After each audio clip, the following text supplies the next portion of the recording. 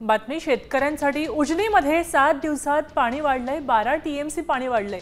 दौंडमधून उजनीमध्ये 26,000 क्युसेकनं आवक सुरू आहे आणि त्यामुळे उजनी धरणामध्ये अचानक पाणी वाढलेलं आहे। काल मुसळधार पाऊस झाला आणि त्याचा परिणाम आता महाराष्ट्रातल्या धरणांमध्ये होताना दिसतोय।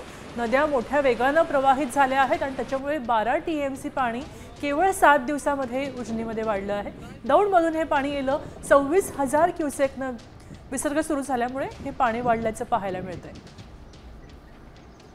पण पाहतोय की हे धरण आता भरायला सुरुवात झाली आहे। मोठ्या प्रमाणावर विसर्ग सुरू झालेला आहे। मान्सूनला सुरुवातही झाली नाही आणि या काळामध्ये धरणं पूर्ण क्षमतेने भरली आहेत आणि दौंडमधून उजनीमध्ये 26 क्युसेकनं विसर्ग सुरू झाला।